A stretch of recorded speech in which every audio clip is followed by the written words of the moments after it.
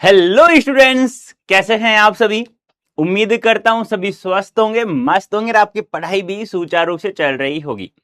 प्यारे स्टूडेंट्स, आप लोग पता ही है, उदय बैच हमारा स्टार्ट हो चुका है, जिसकी फर्स्ट क्लास भी हो चुकी है।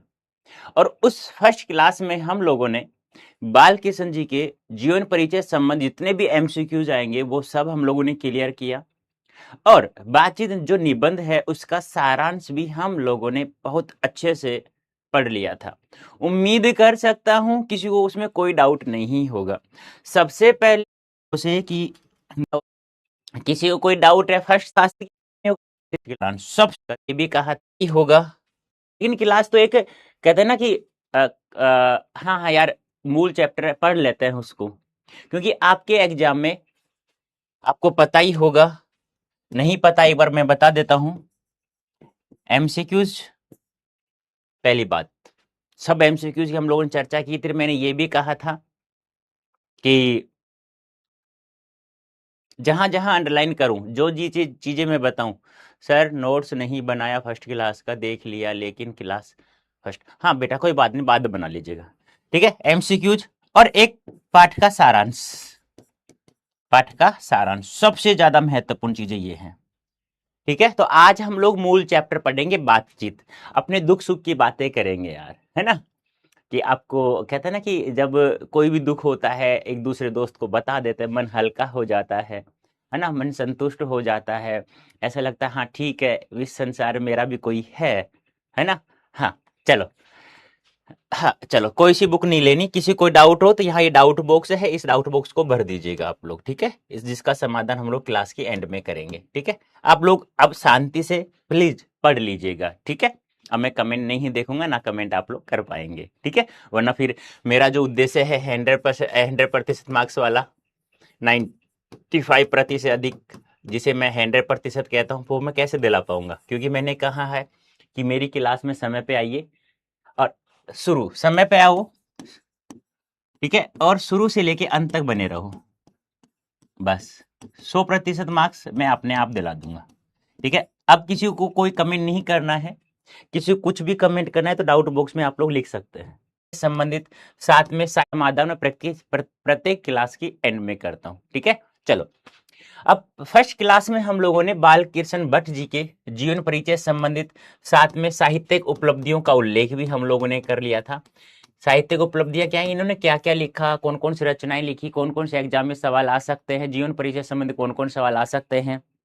1844 में जन्म होता है, 1914 में निधन हो जाता है, इलाहाबाद यूपी में जन्म होता है, भारतेंदु युग के वरिष्ठ लेखक माने जाते हैं, है ना। रेल का विकट खेल, बाल ब्रह्मचारी, नूतन नूतन ब्रह्मचारी, बाल विवाह, ठीक है, रहस्य कथा, ठीक है। जैसा काम वैसा परिणाम रचनाएं हम लोगों ने पढ़ी। और हिंदी प्रदीप नामक 1877 में पत्रिका का प्रकाशन भी किया था, 33 वर्ष, ये सब चीजें हम लोगों ने कर लिया था। और साथ में जो ये निबंध है हमारा बातचीत, इसका सारांश, क्योंकि आपके एग्जाम में सीधा सीधा सवाल आता है कि बातचीत निबंध का सारांश लिखिए। अब पूरा ऐसे नहीं, मैंने कल भी समझाया था आप लोगों की, बार वापस बता देता हूँ। पॉइंट्स के साथ में आप लोग यदि सारांश लिखते हैं तो 100% मार्क्स मिलेंगे, जितने भी नंबर का सवाल होता है हमारा, ठीक है। हाँ, और दूसरी बात एक और बताई थी मैंने कि मोस्ट शब्दों को अंडरलाइन कर देना है, ठीक है। तो कल वाली जो क्लास थी, मतलब कहने वाली से पहले जो फर्स्ट क्लास हुई थी, फर्स्ट क्लास याद रखना, वापस से कह रहा हूं, प्रत्येक चैप्टर की first class VVVVI very very important होती है। सेकंड क्लास तो नहीं भी करेंगे ना तो कोई दिक्कत नहीं है, क्योंकि जो मूल चैप्टर है उसको हम लोग पढ़ेंगे।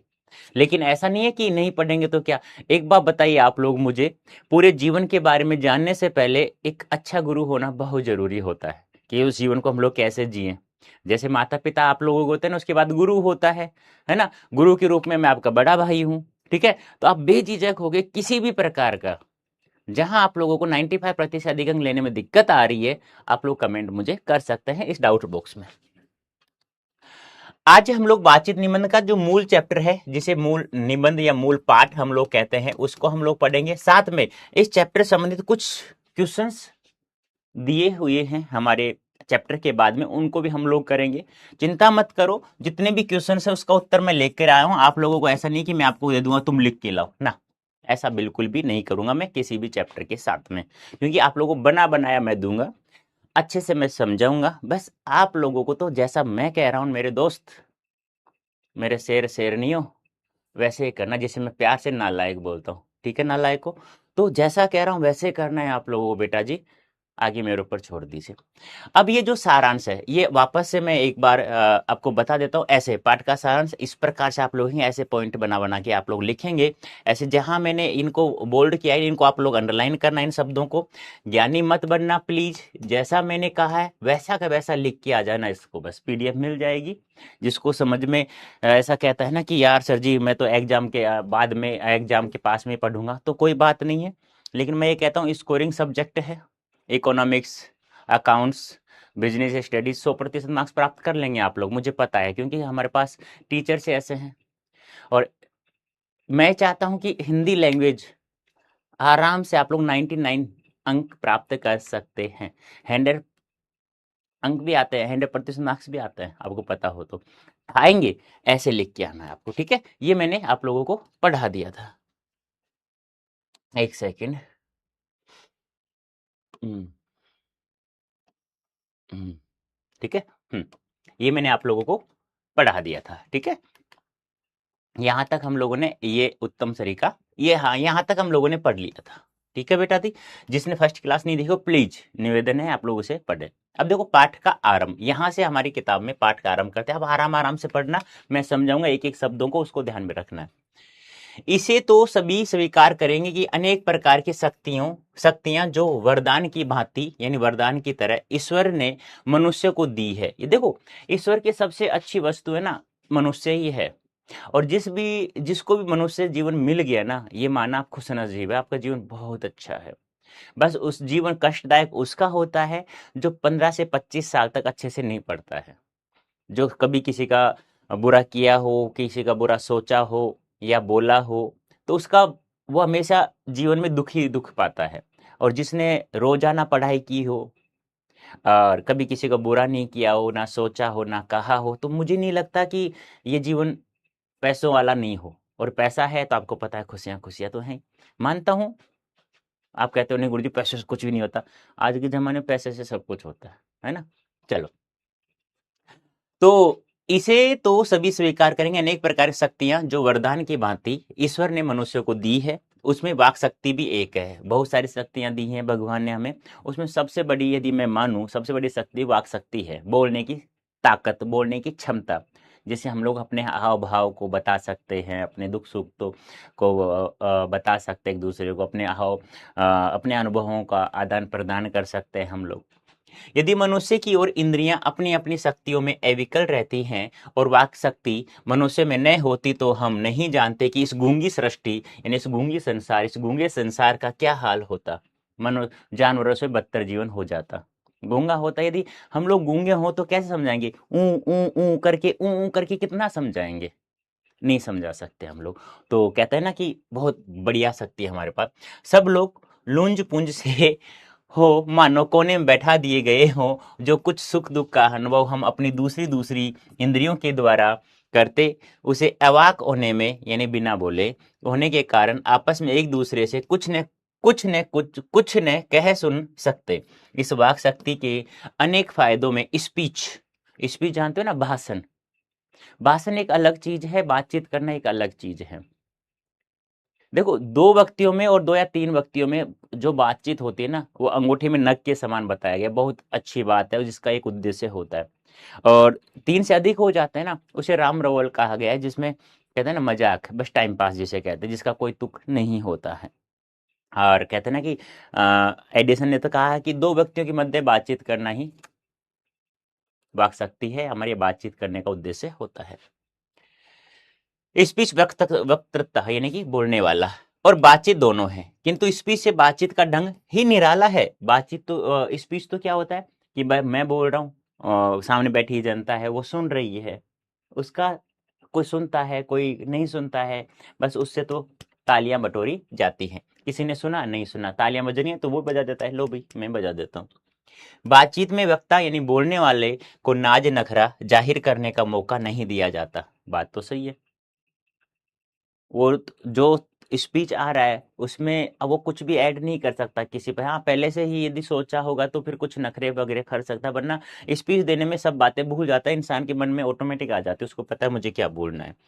कि वह बड़े अंदाज से गिन गिन कर पांव रखता हुआ पुलपीठ पर जा खड़ा हो और पुण्य आहे वाचन या नांदी पाठ की तरह घड़ियों तक साहेबान मजलिस, चेयरमैन, लेडीज एंड जेंटलमैन की बहुत सी स्तुति करे करावे और तब किसी तरह वक्तव्य आरंभ करता है। यानी कहते हैं ना कि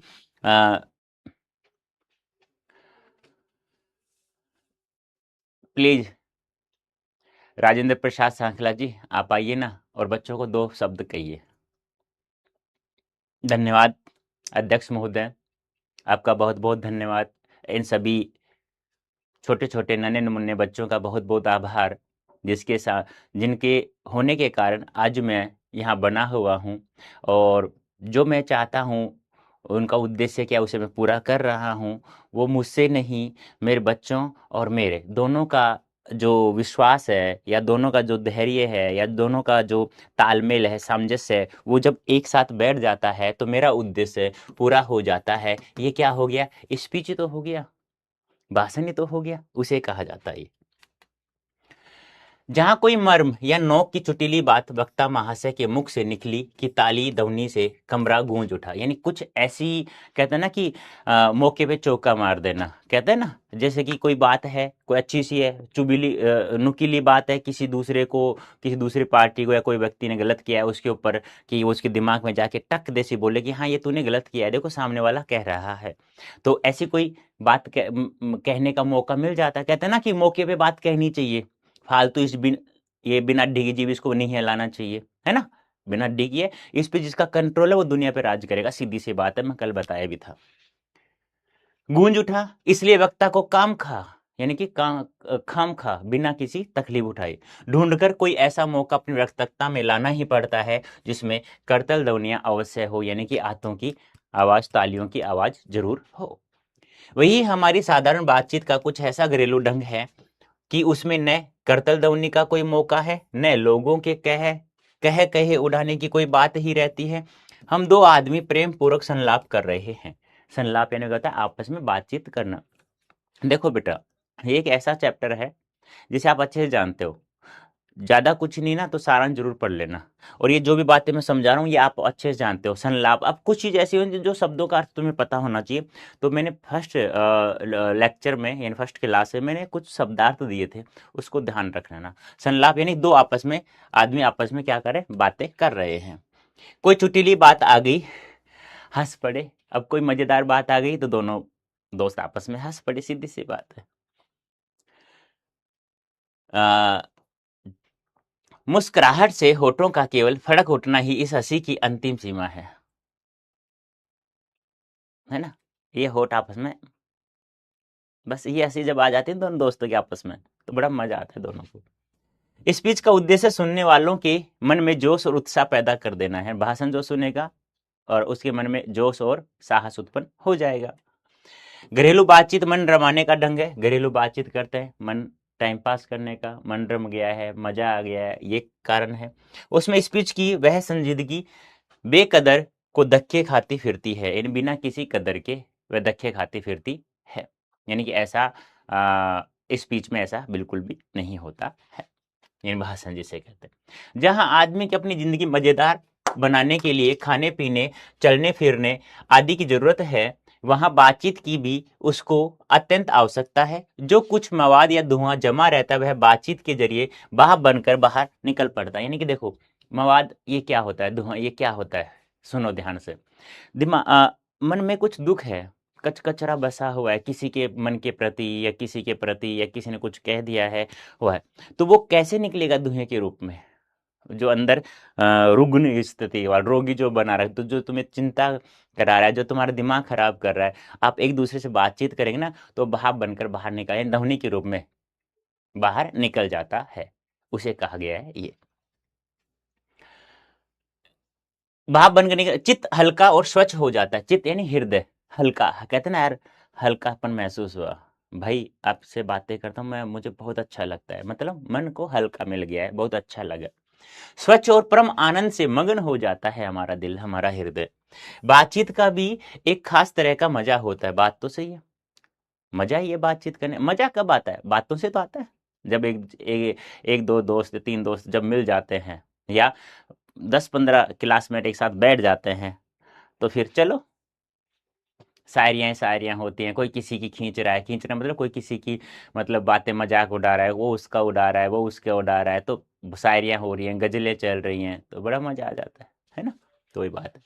जिनको बातचीत करने की लत पड़ जाती है वे इसके पीछे खाना पीना भी छोड़ बैठते हैं। बात तो सही है। यानी कि जब किसी को लत पड़ गई, आदत पड़ गई बातचीत करने की, जब तक दोस्तों से नहीं मिलेंगे, जब तक खाना पीना वो छोड़ देते हैं। कहते यार बाद में खा लेंगे, क्या दिक्कत, रोजाना ही तो खाते हैं, मर थोड़ी जाएंगे 2 घंटे बाद खा लेंगे तो। अपना बड़ा हर्ज कर देना उसे पसंद आता है, पर वे बातचीत का मजा नहीं खोना चाहते। रॉबिन्सन क्रूसो, याद रखना ये, रॉबिन्सन क्रूसो का किस्सा बहुधा लोगों ने पढ़ा होगा, जिसमें 16 वर्ष तक मनुष्य मुख देखने को भी नहीं मिला। 16 वर्षों तक किसी इंसान का मुख देखने को नहीं मिला, जिसे 16 वर्षों तक कुत्ता बिल्ली आदि जानवरों के बीच में रहे। 16 वर्ष उपरांत, यानी 16 वर्षों के बाद उसने फ्राइडे के मुख से, एक व्यक्ति था फ्राइडे के मुख से एक बात सुनी। किसने? रॉबिन्सन क्रूसो ने, जिसने 16 साल तक एक व्यक्ति का भी चेहरा नहीं देखा था, मुख नहीं देखा था। लेकिन फ्राइडे के मुख से 16 साल बाद उसने एक बात सुनी। यद्यपि उसने अपनी जंगली बोली में कहा था, पर उस समय रॉबिन्सन को ऐसा आनंद हुआ मानो उसने नए सिरे से फिर से आदमी का चोला पा लिया। जब फ्राइडे के मुख से कुछ ऐसी बात सुनी, तो उसने सोचा यार वास्तव में इंसान का जो हाव भाव है, चोला है, बड़ा अच्छा होता है। तो उसने चोला पहन लिया 16 वर्षों के बाद। क्यों? उससे पहले तो वो कुत्ता बिल्लियों के पास में ही रहा करता, जानवरों के साथ में रहता था।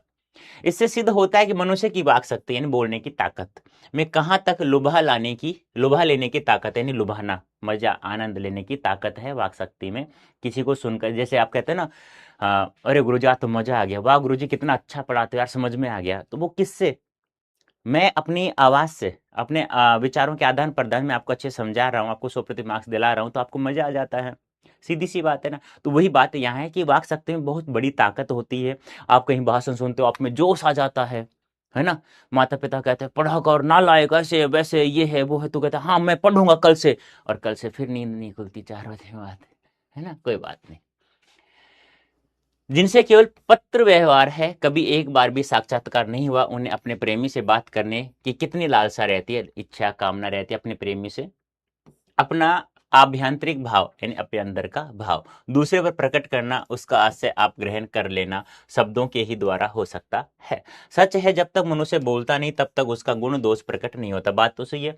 इंसान जब तक कोई बातें नहीं करेगा तो उसमें क्या गुण है क्या दोष है हमें कैसे पता चलेगा? किसी की शादी हो रही है, ये काला है, ये क्या है, ये काला है, मान लो ये क्या है, ये काला है ना, और ये काली है। अब काला की काली से शादी कब होगी? अब पता पता जब भी तो चलेगा ना। या मैं, चलो ये अच्छा सा नहीं बनाना आता मुझे, है ना, मैं छोटा सा बना देता हूँ। ये गोरी चिट्टी है, कालिया भी गोरा चिट्टा है ना। अब चेहरे से थोड़ा ना पता चलता है। पता कैसे चलेगा? जब आपस में बात करेंगे, हाव भाव मिलेंगे, तभी तो पता चलेगा ना गुण दोष के बारे में। कहते हैं ना कि थोप दिया जाता है कि 5 मिनट किसी से मिला आपने, अब 5 मिनट में क्या यार, क्या कर लोगे आप उसमें? नहीं, फिर तो भगवान के ऊपर छोड़ दो। मिलना ही चाहते हो तो कम से कम यार, आप सीधे शादी कर रहे हो तो 6 महीने तो कम से कम फोन से तो बातें कर ही सकते हो। पता चल जाएगा, 2-4 बार मिल लेंगे, पता चल जाएगा भाई कैसा हाव भाव है। सच बात है, गलत है? हाँ भाई, मुझे तो पता है, मैं खुद कहता हूँ, मुझे ना तो चाय पसंद है, ना ठंडा पसंद है, ना मुझे चाय बीड़ी सिगरेट पसंद है, ना मुझे दारू पसंद है, ना मुझे, मैं मांस वगैरह खाता हूँ, मैं बिल्कुल शाकाहारी हूँ, है ना। मुझे पता है मैं हूँ। लेकिन क्या पता सामने वाली जो आ रही है वो है या नहीं है। क्या होता है वो मांसाहारी हो, तो मेरा तो जीवन खराब हो गया। गलत है सही है? तो कम से कम 6 माह तो आपस में बातें करें, प्रेम से, लड़ाई ना करना, बातें ही करना है आपको। तो वही बात है। बेन जॉनसन, ध्यान रखना कथन कल भी मैंने समझाया था, का कहना है कि बोलने से ही मनुष्य के रूप का साक्षात्कार होता है, बोलने से मनुष्य के बारे में पता चलता है, बहुत ही उचित जान पड़ता है, पता चलता है इंसान की बातों से ही वो कैसा है कैसा नहीं है। इस बातचीत की सीमा 2 से लेकर वहां तक रखी जा सकती है जहां तक उनकी जमात मीटिंग या सभा ने समझ ली जाए। अब एडिशन का मत भी ध्यान रखना, क्योंकि किसी भाषण देते हैं तो वहाँ एक जमात बैठी होती है, बहुत सारे लोग बैठे होते हैं, या एक दूसरे से बातें करें तो वो अपनी बातों से पता कर सकते हैं। एडिशन का कथन याद रखना बहुत अच्छा है। असल बातचीत सिर्फ 2 व्यक्तियों में ही हो सकती है, जिनका तात्पर्य यह हुआ कि जब 2 आदमी होते हैं तब अपना दिल एक दूसरे के सामने खोलते हैं। जब 3 हुए तो वह 2 की बातें कोसों दूर गई। कहा भी यह है कि 6 कोनों में पड़ी बात खुल जाती है। दूसरे यह है कि किसी तीसरे आदमी के आ जाते ही या तो वे दोनों अपनी बातचीत से निरस्त हो बैठेंगे या उसे निबट मूर्खज्ञानी समझ बनाने लगेंगे। 2 आदमी बैठे हैं, बातचीत कर रहे हैं, मन की बातें कर रहे हैं, काला और काली बातें कर रहे हैं। अब बीच में दोहला हो रहा गया। अब काले और काले के अपने मन की बात करेंगे, दिल की बात करेंगे? नहीं करेंगे। वो सोचेंगे नालायक कहाँ से आ गया ये दोहला, नालायक क्यों आया? तो मन ही मन में काला कहेगा, है ना। और उसके बाद में दोहली हो रहा गई, दोहलिया की दोहली आ गई, तो फिर वो कहेगा, हाँ, फिर वो अलग अलग हो जाएंगे दोनों आपस में, फिर बातों में फिर मजा आने लग जाएगा। कहने का मतलब क्या है मेरे दोस्तों, 2 दोस्त हैं, रवि और रोहन और मोहन सोनो, ठीक है, 2 हैं, तीसरा हो रहा गया राम बीच में, तो फिर बात का मजा किरकिरा हो जाता है। तो कहते हैं 2 व्यक्तियों में जो साक्षात्कार होता है, बातों का आदान प्रदान होता है, वो सबसे अच्छा होता है। और सबसे अच्छी बात क्या होती है, व्यक्ति जब अपने मन ही मन से बातें करने लग जाता है, अपने आप, अंतःकरण जिसे कहते हैं, ठीक है। मतलब मन ही मन में बातें करना, मन ही मन विचार करना, इंसान इस चीज को अच्छे से अपना लेता है, अच्छा सोचना विचार कर लेता है, तो इंसान बहुत आगे तक जाता है, मतलब बहुत अच्छा इंसान बन जाता है लाइफ में। जैसे गर्म दूध और ठंडे पानी के 2 बर्तन पास पास साट कर, यानी कि मिलाकर आसपास रखे जाएं तो एक का असर दूसरे में पहुंच जाता है। बात तो सही है, अर्थात दूध ठंडा हो जाता है, सीधी सी बात है। और पानी गर्म, वैसे ही 2 आदमी पास बैठे हों तो एक का गुप्त असर दूसरे पर पहुंच जाता है, चाहे एक दूसरे को देखे भी नहीं तब बोलने को कौन कहे, एक के शरीर की विद्युत दूसरे में प्रवेश करने लगती है। कहने का मतलब कहते हैं ना कि तुझे तो उसने बिगाड़ दिया है, तू उसके पास बैठता है, तू नालायक है, ऐसा कहते हैं ना, ऐसा वही बात यहाँ है।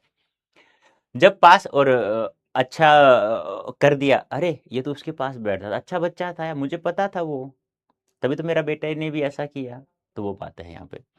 अच्छा, गुण और दोष दोनों पता चल जाता है। जब पास बैठने का इतना असर होता है तब बातचीत में कितना अधिक असर होगा। जब पास में बैठने से इतना असर हो जाता है कि गर्म दूध ठंडा हो जाता है, तो तुम सोचो, बातचीत करेंगे 2 व्यक्ति आपस में, जब बैठने के उसके पास इतना असर हो गया, उसमें वो इतनी अच्छी अच्छी बातें सीख गया, तो जब वो दोनों आपस में बात करेंगे तो कितना अच्छा गुण अपने अंदर आ सकता है। इसे कौन न स्वीकार करेगा, सब स्वीकार करेंगे, अस्तु। अब इस बात को 3 आदमियों के साथ देखना चाहिए, मानो एक त्रिकोण सा बन जाता है। तीनों चित्त मानो 3 कोण है और तीनों की मनोवर्ती के प्रसारण की धारा मानो उस त्रिकोण की 3 रेखाएं हैं। गुपचुप असर तो इन तीनों में परस्पर होता ही है। जो बातचीत 3 में की गई वह मानो अंगूठी में नग सी है, यानी कि 3 व्यक्तियों में बातें बहुत अच्छी मानी जाती है, अंगूठे में नग के समान मानी जाती है। उसके बाद यदि 4 आदमी हुए तो उसे बेतकल्लुफी को बिल्कुल स्थान नहीं रहता, यानी कि बेतकल्लुफी राम रमोल जिसे कहते हैं, जिसका कोई बिना तुक की बातें होती है, वहां पे 4 हो जाते हैं। खुल के बातें न होंगी, आपस जब 4 हो जाएंगे तो खुल के बातें भी नहीं करेंगे, दूसरे के मन की बातें नहीं करेंगे, फालतू की बातें करेंगे क्या। अब एक बात बताइए, बूढ़े आपस में बैठेंगे तो वो क्या करेंगे, पहले के समय की बड़ाई करेंगे, अब के समय की बुराई करेंगे। आपस में लड़कियां बातें करती हैं तो उससे लोगों में रस आता है, आपस में रस आता है, आनंद आता है। जब आपस में लड़के दोस्त आपस में मिल जाते हैं तो क्या तो वो दोस्तों की बातें करेंगे या वो टीचर्स की बातें करेंगे, सीधी सी बात यही है, तुम देख लेना चाहिए, मन में विचार कर लेना। जो कुछ बातचीत की जाएगी वह फॉर्मेलिटी, गौरव और संजीदगी के लक्ष्य में सनी हुई या लिपटी हुई होंगी। 4 से अधिक की बातचीत तो केवल राम रमोवल कही जाएगी, जिसका कोई तुक नहीं हो, मजे आने वाली बात ही होगी बस। उसे हम संलाप नहीं कह सकते, हम उसे आपस में बातचीत का तरीका नहीं कह सकते। इस बातचीत के अनेक भेद होते हैं, बहुत सारे भेद होते हैं बातचीत करने के भी, कल भी मैंने समझाया था, 2 या 2 से अधिक 2 व्यक्तियों में, मन ही मन में। 2 बुड्ढों की बातचीत अभी समझाया वही है। पराए जमाने की शिकायत पर बहुत करते हैं वो जमाने की शिकायत, अपने वाले समय की बताते हैं वो। अच्छा, वे बाबा आदम के समय की ऐसी दास्तान शुरू करते हैं जिसमें 4 सच तो 10 झूठ। आप किसी भी, देखो मैं हमेशा कहता हूँ बड़े बूढ़ों को हमेशा खुश रखा करो, उसके लिए चाहे तुम्हें 2-4 मिनट या 2 घंटे ज़्यादा देना पड़े, कोई दिक्कत नहीं है। उनको खुश रखने के लिए आप उनके पास बैठा करो। वो है ना, जब आप बैठोगे ना, तो पता है आपको 1920 की में लीन जाएंगे वो। सच बता रहा हूँ, मजाक नहीं कर रहा हूँ। और पहले वाले समय कहानी सुनो तो चाहे तुम्हें समझ में ना आए, पर आनंद आता रहेगा तुम्हें। अब बोरिंग हो तो आपको रहेगा कि हाँ यार अब, है ना, तो कोई बात नहीं, उनको खुश रखने के लिए आप बोरिंग पन थोड़ा निकाला करो, बहुत अच्छा रहता है। एक बार उनकी बातचीत का घोड़ा छूट, यानी ये बात वो बातचीत करना शुरू करती है, घोड़ा छूट जाना मतलब चाहिए पहरा, पहरों बीत जाने पर, यानी बहुत ज्यादा समय बीत जाने, अंत न होगा, उनकी बातों का अंत नहीं होता है। प्राय अंग्रेजी राज्य प्रदेश और पुराने समय की रीति नीति का अनुमोदन और इस समय के सब भांति लायक नौजवानों की निंदा उनकी बातचीत का मुख्य प्रकरण होगा। पढ़े लिखे हुए के लिए तो शेक्सपियर, मिल्टन, मील, स्पेंजर जीप पर नाचा करेंगे, अपनी लियाकत के नशे में चूर हम चूनी दिगरे नेस्त हक्खड़पन की चर्चा छेड़ेंगे। हम दो सहेलियों की बातचीत का कुछ जायका ही निराला है, दो सहेलियां आपस में बातचीत, उसका मजा ही कुछ और है। रस का समुद्र मानो उमड़ा चला आ रहा हो, दो सहेलियां आपस में बात करती हैं, रस आनंद आता है भयंकर रूप से। इसका पूरा स्वाद उन्हीं से पूछना चाहिए जिन्हें ऐसों की रस से सनी हुई बातें सुनने को कभी भाग्य लड़ा हो। जब दो लड़के आपस में बात करे हो ना, तो जब किसी ने सुन लिया तो बड़ा मजा आएगा उसे। तो वही बात यहाँ पे बताई गई है। दो बूढ़ियों की बातचीत का मुख्य प्रकरण बहु बेटी वाली होती है। हाँ, दो बूढ़ियां यानी कि दो बुजुर्ग महिलाएं बातें करें तो बहु बेटियों की बातें करें। अरे फलाने की बहू तो ऐसी है जो कुछ ही नहीं कहती सास को अपनी को, अरे वो तो बड़ी नालायक है, वो लड़ाई झगड़ाई करती रहती है, पता नहीं क्या सिखाया था उसके माँ बापों ने। मतलब ऐसा चलता है, पर ऐसा नहीं होना चाहिए। अपनी बहुओं या बेटों का गिला शिकवा होगा, या वे बिरादराने दूसरों का कोई ऐसा रम रसरा छेड़ बैठेंगी कि बात करते करते अंत में खोड़े दांत निकाल लड़ने लगेंगे। और अंत में जब कहते हैं ना कि खुद पे कोई बात आ जाती है, तूने मुझे ऐसा क्यों कहा, है मैंने तेरा क्या बिगाड़ा था, मुझे झगड़ा करती रहती है हमेशा, मुझे बड़ा बुरा कहती रहती है, ऐसी आवाज निकलती है ना। तो वही बात है यहाँ पर कि कहने का मेरा यही है कि सबका तरीका एक अलग होता है बातचीत करने का। सहेलियों के बारे में बातचीत की, बुड्ढों के बारे में बात करी, बूढ़ियों के बारे में बात कर ली हम लोगों ने। ऐसे कहते हैं ना, ए दुलारी, ए तेरी बहू क्या करती है आजकल, दिखती नहीं है, कहाँ जाती है ये सुबह सुबह रोजाना, हमारी बहू तो नहीं जाती, हमारी बहू तो कुछ नहीं कहती, बहुत अच्छे से रहती है, बहुत अच्छे से खाना बनाती है।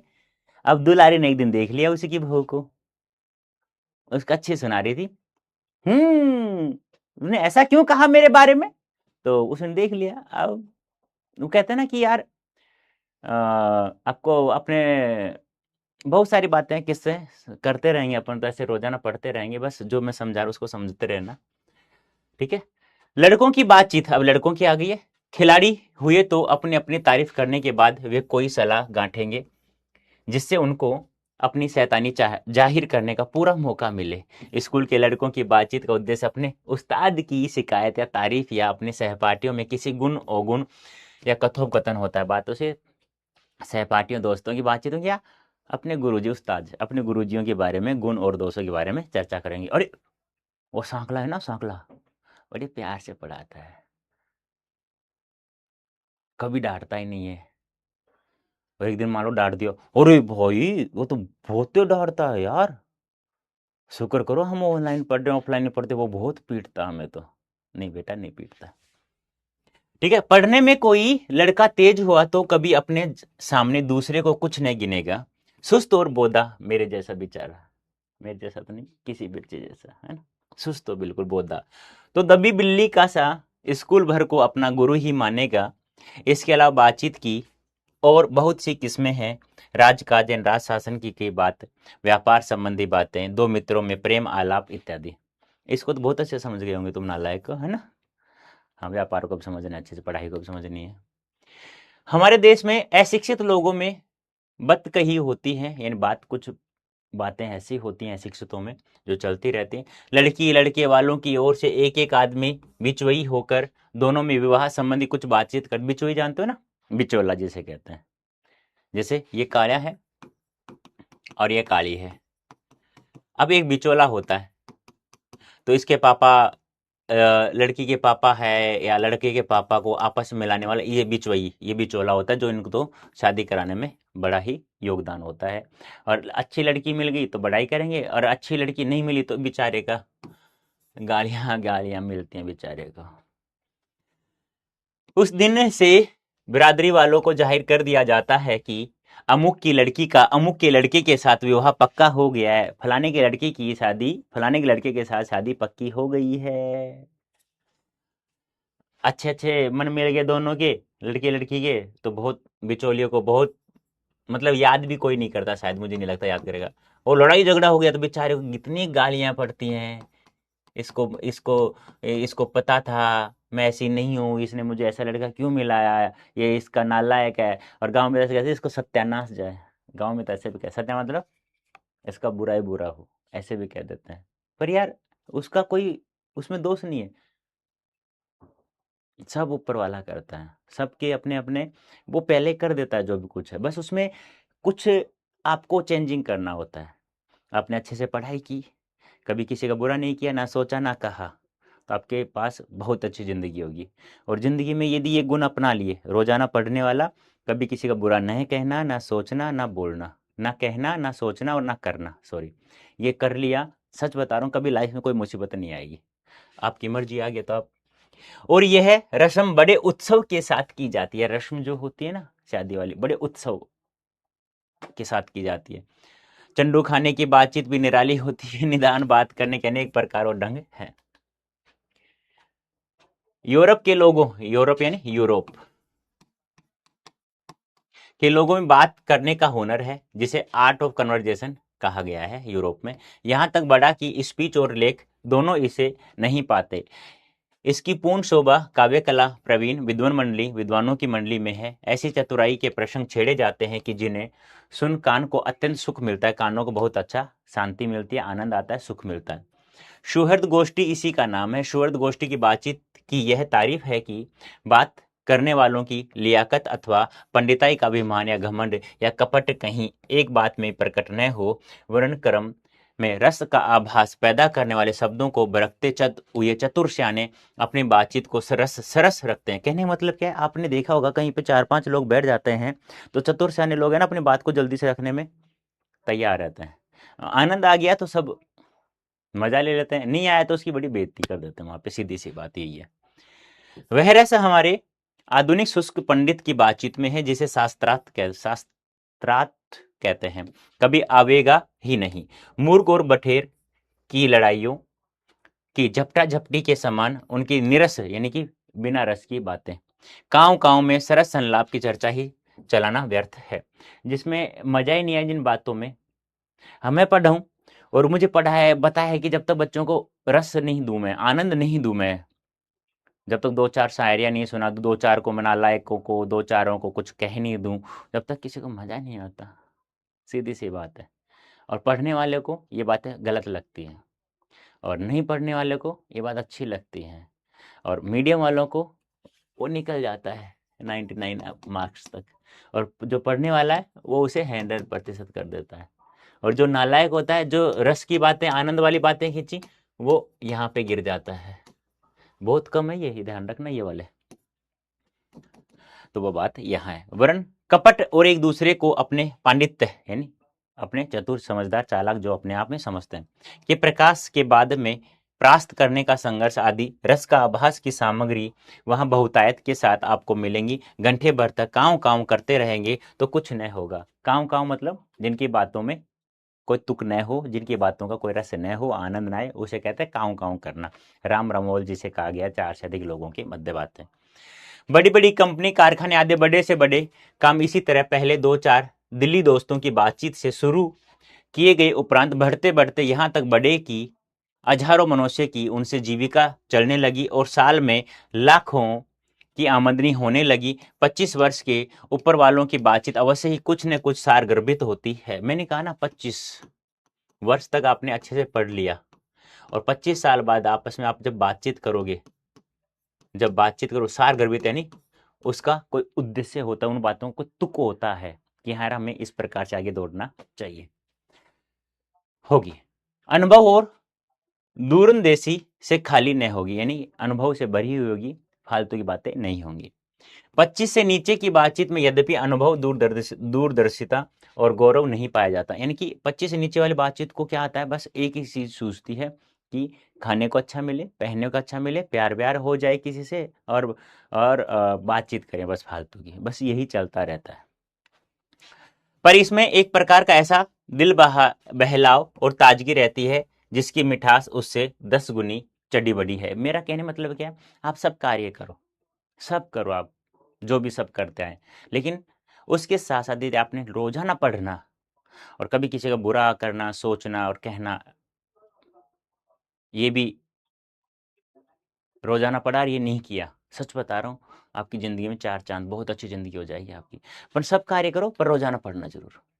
यहाँ तक हमने बाहरी बातचीत का हाल लिखा जिसमें दूसरे फरीक यानी शामिल होने की बहुत आवश्यकता है, बिना किसी दूसरे मनुष्य के हुए जो किसी तरह संभव नहीं, और जो दो ही तरह पर हो सकता है, या तो कोई हमारे यहाँ कृपा करे या हम ही जाकर दूसरे की कृतार्थ करें, क्या तो हम किसी की सहायता करें, या तो कोई हम किसी घर जाकर, या कोई हमारे घर आकर, या हम उसे घर जाकर उसकी सहायता करें। पर यह सब तो दुनियादारी है जिसमें कभी कभी रस का आभास होते देर नहीं लगती, क्योंकि जो महाशय अपने यहाँ पधारे उनकी पूरी दिलजोई न हो सकती, तो शिष्टाचार में त्रुटि हुई। अगर हम ही उनके यहाँ गए तो पहले तो बिना बुलाए जाना ही अनादर का मूल है। बिना बुलाए गए तो कहते हैं ना, कोई आदर नहीं करता, सीधी सी बात है, बुलाने पर जाना चाहिए। और जाने पर अपने मन माफिक बर्ताव न किया गया तो मानो दूसरे प्रकार का नया घाव हो जाता है। और कहीं गए, है ना, और तुम्हारा वैसा स्वागत नहीं हुआ, खाने को अच्छा नहीं मिला, फिर तुम उसकी बुराई कर मत करना यार कभी भी किसी की। जैसा देश वैसा बेस बन जाना, सब ऐसे कहना हाँ यार अच्छा था, कोई बात नहीं, क्योंकि बाई चांस आपके साथ ऐसा हो सकता है। इंसान का समय बदलने में समय नहीं लगता है, ध्यान रखना। तो इसलिए मैं कहता हूँ कि पूरा जीवन सिखा देता हूँ पढ़ाते पढ़ाते। ऐसा नहीं कि पढ़ाता ही हूँ मैं, पूरा जीवन कैसे जिया जाता है, अच्छा कैसे जी सकते हैं, बुराई वाला कैसे जी सकते हैं, गालियाँ वाला कैसे जी सकते हैं, ये सब मैं बताऊंगा आपको। अब आपको जो अच्छा लगे वो आप कर सकते हैं। इसलिए सबसे उत्तम प्रकार बातचीत करने का हम यही समझते हैं कि हम वह शक्ति अपने में पैदा कर सकें कि अपने आप बात कर लिया करें, अपने आप बात कर लिया करें हमेशा। देखो सच में अपने आप बात कर लिया करें, कहने मतलब क्या है, आपने दिन में कुछ भी कार्य किया, कब उठ करके आपने शाम तक खाना खाने के लेटने से पहले तक आपने जो भी किया, मेरा एक काम जरूर करना, सोने से पहले जिस भी बेड पलंग नीचे कहीं पे भी सोते हो, आंख बंद करके आलती पालती करके 10 मिनट ऐसे सोचना कि मैंने पूरे दिन में क्या किया है। गलत किया है तो दूसरे दिन जिसके साथ गलत किया उससे माफी मांगना, और कुछ गलत किया है भगवान से माफी मांगना कि आज के बाद मैं ये नहीं करूंगा, अच्छा किया है उसे ग्रहण कर लेना। 10 मिनट में पूरा दिन आपका, 5 मिनट में सोच लेंगे, 5 मिनट आप कहेंगे हाँ ऐसा ऐसे मुझे कल करना है, ये मैं नहीं करूंगा, ये मैं करूंगा। रोजाना किया करो, और नोट कर लिया उसको, तो मजा ही कुछ हो रहा है, दिन दिन डायरी बन जाएगी आपकी। हमारी भीतरी मनोवृत्ति प्रतिक्षण नए नए रंग दिखाया करती है, मैं मनोवृत्ति है अच्छे अच्छे रंग दिखाया करेगी। वह प्रपंचात्मक संसार का एक बड़ा भारी आईना है, ये संसार है ना, प्रपंच रचने वाला है। मैं जब भी घर गया था, वो क्या हुआ, पापा का एक्सीडेंट हो गया था 7 मार्च को।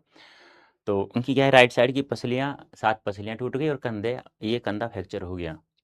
तो मैं अभी बच्चों को लेके गया था, तो गुड़िया है अभी 5 महीने की है। तो एक पंडित जी मिल गए, तो अ, मतलब वाइफ की गोद में थी गुड़िया, मुझे सीट मिल नहीं रही थी मेट्रो में, तो मैं खड़ा था। तो उनसे वो बच्ची लेकर के, है ना, और उसे उसे बातें की, 5 महीने की बच्ची से क्या बातें की। देखो बेटा, ये माया का संसार है, ये समझने में बहुत समय लगेगा। मतलब बहुत अच्छी अच्छी बातें कर रहा था, लगभग होगा 50 साल के आसपास वो बंदा। तो मतलब कुछ लोग ऐसे होते हैं सच में यार, मतलब न जानते हुए भी अच्छी अच्छी बातें सिखा जाते हैं। और काफी बार इन्हें देखा ना कि अपनों से अच्छे तो बर्ताव पराये कर लेते हैं, पर अपने अपने ही होते हैं। पर दोनों बातें सही हैं। अब दोनों कितना सही बैठती हैं एक दूसरे के साथ में, वो तुम्हें अपने आप देखना है। जिसमें जैसी चाहो वैसी सूरत देख लेना, कुछ दुर्घट बात नहीं है। अभी मैंने बता दिया, वैसा ही आप जैसा सोचते हो। जो एक ऐसा चमनिस्तान है जिसमें हर किस्म की बेल बूटे खिले हुए हैं, ऐसे चमनिस्तान की शोर में क्या कम दिल बहलाव है। अब देखो दूसरी बात और सुनो, प्रत्येक चैप्टर में प्रत्येक शब्दों का अर्थ ढूंढने मत लग जाना। अब आपको चमनिस्तान नहीं पता, कोई बात नहीं, छोड़ दो ना यार, उस झंझट में मत फंसना। वैसे मैंने शब्दार्थ दे दिए तुम्हें, उनको पढ़ लेना, पहले सेशन में मैंने बता दिए थे। और फिर भी मैं ये कहता हूं हमेशा, चाहे तो पद की व्याख्या करो चाहे गद्य की व्याख्या करो, प्रत्येक शब्द के अर्थों में मत घूम जाना। परिपूर्ण कोई नहीं है संसार में। उतना करो कि आप मेरिट में आ जाएं, 100 में 100 अंक ले लें। एक शब्द के पीछे मत पड़ जाना कभी मेरे दोस्त, वरना जिंदगी है ना वहीं की वहीं रुक जाएगी। ज्ञानी मत बनने की कोशिश करना, लेवल के अकॉर्डिंग पढ़ाई करना। लोगों के मध्य जैसा देश वैसा बेस बनने की कोशिश करना, लाइफ बन जाएगी। बस ये ध्यान समझाना मुझे यही था, और समझाता रहूंगा दोस्तों। मित्रों का प्रेम आलाप कभी इसकी 16वीं कला तक भी नहीं पहुंच सका। अब आपको ना सबसे अच्छी बातें बस यही लगती है, आपका जैसा जीवन, आपको अच्छा खाना चाहिए, अच्छा किसी से प्रेम होना चाहिए, अच्छा कपड़े होने चाहिए, अच्छा मोबाइल होना चाहिए, अच्छा रिचार्ज भी होने उसमें होना चाहिए, बस एक कान मरोड़ने के लिए गाड़ी भी चाहिए। सबको यही चाहिए यार। किसी के पास नहीं हो ना तो अभी कभी गरीब पैदा हो लो यार, गरीब मरना मत। जैसा सिखा रहा हूं वैसे सीखना, कभी नहीं मरो गरीब, बहुत बार पैसा रहेगा। इसी शहर का नाम ध्यान या मनोयोग या चित्त को एकाग्र करना है, एक जगह करना है। इसका साधन एक दो दिन का काम नहीं, वर्षों के अभ्यास के उपरांत यानी बाद में यदि हम थोड़ी भी अपनी मनोवृत्ति स्थिर कर अवाक हो, अपने मन के साथ बातचीत करें, अपने आप बातचीत करना चाहिए, तो मानो अहो भाग्य है, ऐसा भाग्य है। मन ही मन में बातें करना चाहिए आपको कि यार मैंने गलत किया है, और माफी मांगने में शर्म मत करना, चाहे छोटा हो चाहे बड़ा हो। बस एक वाक्शक्ति मात्र के दमन से न जाने कितने प्रकार का दमन हो जाएगा। हमारी दमन यानी पीछे छूट जाना, जिसकी जीव हमारी जीव यानी हमारी जीव कतरनी के समान सदा स्वच्छंद चला करती है। कतरनी कैंची होती है ना, उसके समान चलती रहती है कैंची, जीव के बिना अड्डी की जीव है, लप लप लप लप चलती रहती है। इस पे जिसने कंट्रोल कर लिया, नियंत्रण कर लिया, सच बताऊं इंसान बन जाएगा बहुत अच्छा। यदि हमने उस पर काबू कर लिया तो क्रोधाधिक बड़े से बड़े अजय शत्रुओं को भी बिना प्रयास जीत अपने वश में कर डालेंगे। समय आने पर, मौके पर भी बोला तो बड़े बड़े धुरंधरों को भी तुम हरा सकते हो, वही बात कही गई है। इसलिए अवाक रहे अपने बातचीत करने का। अवाक यानी कि सब जगह जाके बक बक बोलना शुरू मत कर देना, सुनो ध्यान से, मौका मिले तब बोल दो कुछ भी, उसे कहते हैं अवाक। यह एक साधन यावत साधनों का मूल है, शक्ति परम पूज्य मंदिर है, वाक शक्ति मंदिर के परमार्थ एक मात्र सोपान है। परमार्थ तो एक सोपान मात्र है, एक कहते हैं एक साधन मात्र है। यह है आपका चैप्टर है। अब देखो इसमें कुछ क्वेश्चंस हैं, जैसे कि अगर हम में वाक शक्ति न होती तो क्या होता। Very very important. गूंगी होती, सृष्टि होती, हम अपने गुण दोष प्रकट नहीं होते, हम दूसरे ये पूरा लिखा है, आपको इसको पढ़ लेना। बस मैं पढ़ूंगा समय ही खराब होगा, मैंने आंसर दे दिया है, जो का तू लिख जाना, ज्ञानी मत बनना। बस वेरी वेरी इंपॉर्टेंट बताता रहूंगा मैं, वो जरूर ध्यान रखना, वहां से सवाल कभी बाहर नहीं गया है मेरा। बातचीत के समम बेन जॉनसन एडिसन का क्या विचार थे, very very important. Art of conversion VVI यानी कि सबसे ज्यादा इंपॉर्टेंट। मनुष्य की बातचीत का उत्तम तरीका क्या हो सकता है, इसके द्वारा वह कैसे अपने लिए सर्वथा नवीन संसार की रचना कर सकता है, देख लेना, व्याख्या कर लेना, यहां से तो कोई सवाल आएगा नहीं। ठीक है, इस निबंध की क्या विशेषताएं, ये आपको इसका आंसर देना है, इसका आंसर आप स्वयं को देना है। ये आपके लिए होमवर्क दे दिया मैंने। अब ये भाषा की बात, मतलब भाषा की बात क्या है, आपसे आपके पास व्याकरण के क्वेश्चन हैं, मैं आपको नहीं करवाऊंगा। क्यों नहीं करवाऊंगा? क्योंकि मैं पढ़ाऊंगा व्याकरण, मैं समझाऊंगा व्याकरण, उसके बाद प्रत्येक चैप्टर के पीछे जितनी भाषा की बात है ना, आप ऐसे करोगे, मजे से करोगे। आज मैंने दे दिया तुम्हें आंसर, इनका सबका दे दिया है कि राम रवल मुहावरे का अर्थ क्या है, वाक्य में प्रयोग करना, ठीक है। ये सब बता दिए मैंने, सर्वनाम किन किन वेदों के अंदर, ये सब मैंने बीच में बता दिया, लेकिन आपको अभी मत देखना, इसको मत देखना। मैं एक बार समझा दूंगा ना आपको व्याकरण, सच बताऊं, और प्रत्येक चैप्टर की व्याकरण क्या, मतलब कोई भी शब्द आ जाएगा ना व्याकरण, किसी भी टॉपिक का, आप ऐसे करोगे मजे से, बस। लेकिन थोड़ा धैर्य रखना, मेरा काम है समझाने का। अब रटो, तुम्हारी मर्जी है, जिस दिन मैं समझा दूं उस दिन करना। मैंने संज्ञा का टॉपिक करवा दिया, फिर करना ये हलवा बन जाएगा। और मैं एक बार समझा दूं ना, मजाक नहीं कर रहा हूं, सच बता रहा हूं, मैं एक बार जिस चीज को समझा दूं ना, मजाक नहीं कर रहा हूं, कभी नहीं भूलोगे आप उसे। पर मेरी क्लास में बेटा समय पे आओ प्लीज, मैं ऐसे हाथ जोड़ सकता हूं आपके सामने, वो इसलिए कि मुझे चाहिए 100% मार्क्स। लोग किस्मत को हिंदी का एडिशन और स्टिल किसने कहा? शुक्ल जी ने। जब तक मनुष्य बोलता नहीं तब तक उसी व्यक्तित्व का गुण दोष का पता नहीं चलता। बालकृष्ण मठ किस युग के रचनाकार थे? एमसीक्यूज में आते हैं सब। आर्ट ऑफ कन्वर्सेशन कहाँ के लोगों में सर्वाधिक प्रचलित है? यूरोप, यूरोप जिसे कहते हैं। बातचीत निबंध का सारांश लिखिए, लिखो यार अब इसको, जो सारांश जैसा मैंने लिखा था जो का त्यों लिख के आ जाना, बस ज्ञानी मत बनना। सही बता रहा हूँ, 100% मार्क्स मैं दिलाऊंगा आपको। और सबसे 3 क्वेश्चन पहले थे इंपॉर्टेंट, चौथा ये है वीबीआई। और कभी बाहर चला जाए यहाँ से तो मुझे बता देना, कल की क्लास में से, आज की क्लास में से एक भी सवाल बाहर नहीं जाएगा। अब तुम्हारे पास कोई किताब है नहीं है, कोई दिक्कत नहीं है मुझे, वैसे दिगंत चलती है तुम्हारे बुक वहां पे, लेकिन फिर भी बुक भी नहीं लाओ ना तो कोई टेंशन मत करो, पीडीएफ रखो अपने पास। आपने बैच ले लिया है, आपके एग्जाम तक आपके पास ये बैच रहेगा, डोंट वरी, चिंता मत करना। पहला सवाल,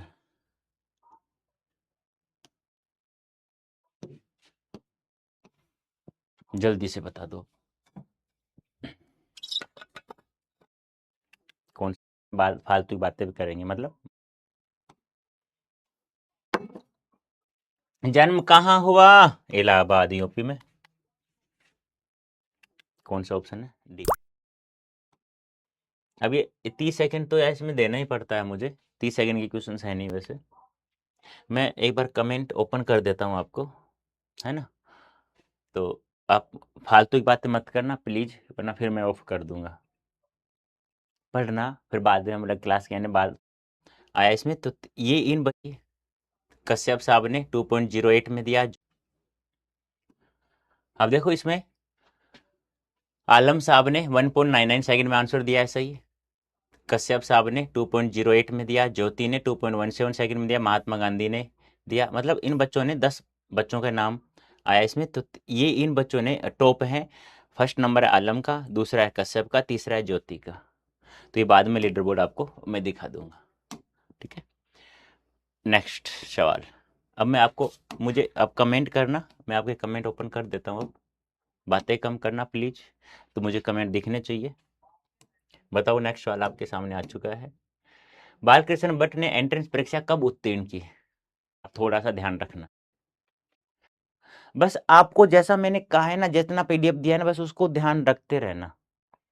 फिर भी किसी को डाउट हो तो डाउट बुक्स प्रत्येक प्रत्येक क्लास के प्रत्येक क्लास के ये डाउट बॉक्स होता है, ये लिख दिया करो। ओ माय गॉड, क्या बात है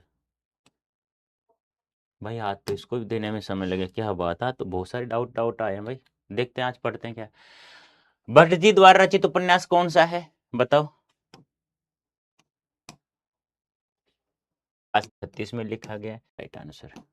असल बातचीत सिर्फ दो, बातचीत के जरिए भाव बनकर क्या कथा, रेल का भी। गोदान किसका है? मुंशी प्रेमचंद जी का है, 1936 में लिखा गया है। नूतन ब्रह्मचारी, बाल विवाह, आपको याद है, रहस्य कथा, रेल का विकट खेल, ये रचनाएं किसकी हैं? बालकृष्ण भट्ट जी की हैं।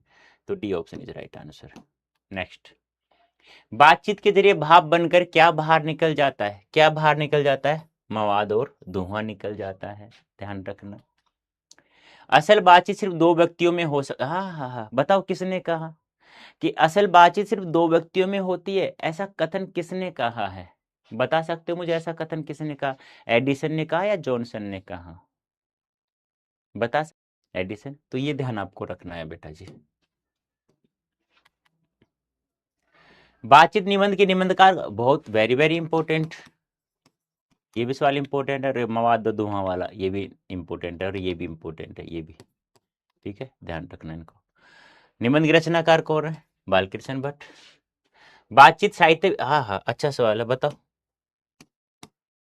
बताइए जल्दी से। क्या क्या है? बातचीत की साहित्य विधा क्या है? नाटक ना गुरुजी, निबंध। यस। नेक्स्ट।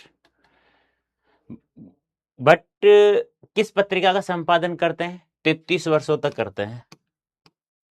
राजनीतिक सामाजिक आदि बातें लिखते हैं, जिसका नाम क्या था? धर्मयुग नहीं, यह धर्मवीर भारती का कहानी नहीं, समालोचक नहीं, ये किसका है? हिंदी प्रदीप का। शुक्ल ने निबंधकार के रूप में किसे अंग्रेजी साहित्य के एडिशन और स्टील की श्रेणी में रखा? ये मैं बता चुका हूं आपको, स्टार्ट में ही बता चुका था। तो माखनलाल सॉरी बालकृष्ण भट्ट जी को शुक्ल जी ने क्या कहा था? एडिशन और स्टील कहा था। मनुष्य की बातचीत का उत्तम तरीका क्या है? बताना इसका आंसर मुझे। वेरी वेरी इंपॉर्टेंट है। कोई समरी नहीं है इसकी, तो दिया। पूर्ण क्या है? जिज्ञासा, तर्क, विचार आते शुरू से लेके अंत तक बने रहो, अपनों से बातचीत करना, अपने से बातचीत करना, अपनों। भाई करवा तो दिया, इसलिए तो कहता हूं बेटा समय पे आओ, शुरू से लेके अंत तक बने रहो, अपनों से बातचीत करना, अपने से बातचीत करना, अपनों से नहीं अपने से। संवाद में महत्वपूर्ण क्या है? जिज्ञासा, तर्क, विचार, आत्मीयता। ध्यान रखना इसका। ठीक है, आत्मीयता। संवाद में महत्वपूर्ण क्या है? आत्मीयता। बालकृष्ण भट्ट जी का जन्म कब हुआ? बताना, very very important. Balkrishna Bhatt ji का जन्म 23 जून 1944, 23 जून 1884, 23 दिसंबर 1834, 23 जून 1844। ये 1944 है, ये 1844 है, ये 1834 है, ये 1884 है। ये जून है, ये दिसंबर है, ये जून है, ये जून है, मतलब जून जून में होगा, ये तो होगा नहीं। अब बताओ क्या कह रहे हैं? नालायक समरी करा दो। कर लो, तुम्हारा काम यही है, और कुछ भी मत करो। 100% मार्क्स मैं दिलाऊंगा। बार बार कह रहा हूँ, आज सेकंड क्लास है, कल भी यही कहा था, आज भी यही कह रहा हूँ, और ये बातें मत करा करो। जितना कह रहा हूँ उतना ही करो बस। अब मैं इतना कुछ आपको कह दिया, इतना कॉन्फिडेंस से कह रहा हूँ, जितना बताऊं उतना ही करो, तो उतना ही करो ना, फालतू में क्यों दौड़ते हो? बालकृष्ण भट्ट की रचना रेल का विकट खेल। बहुत बड़ा है सवाल। बोलने से मनुष्य के रूप का साक्षात्कार होता है, किसने कहा? Neil Johnson, Ben Johnson, Sai Johnson, सार्क Johnson, Johnson Johnson Johnson Johnson. अब कौन सा जॉनसन था? हम्म,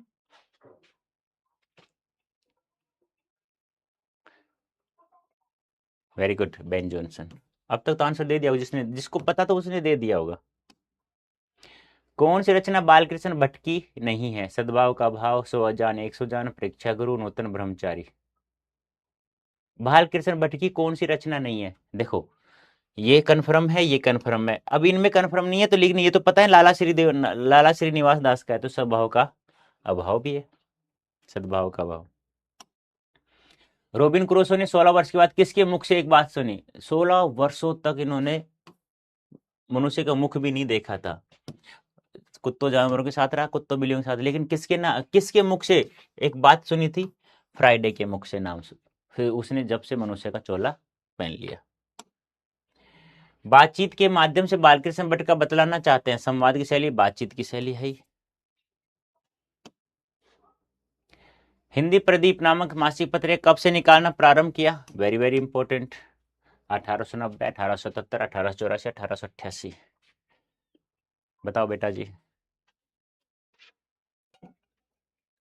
77 और 33 वर्षों तक।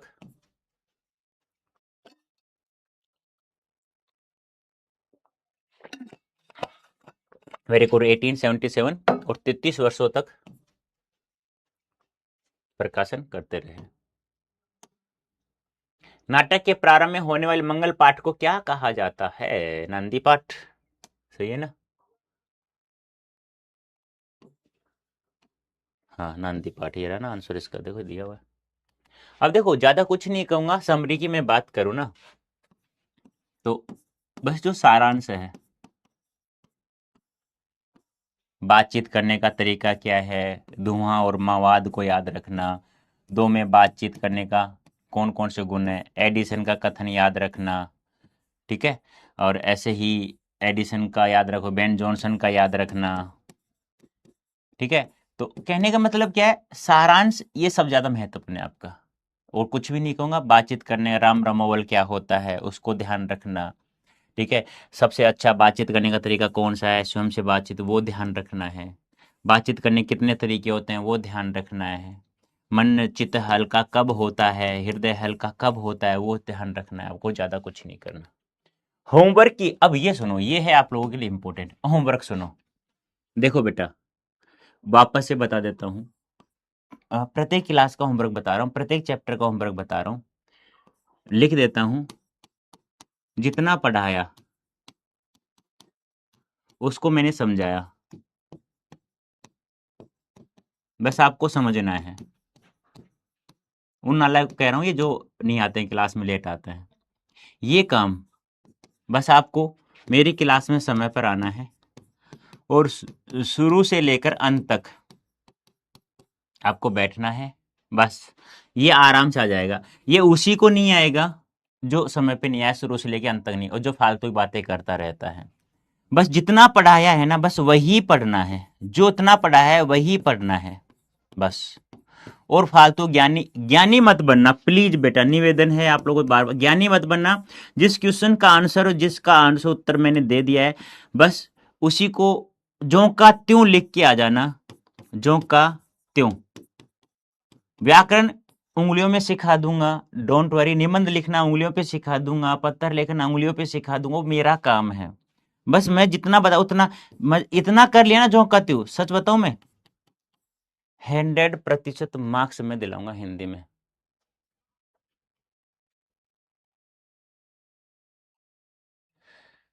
अब पहले तुम्हारा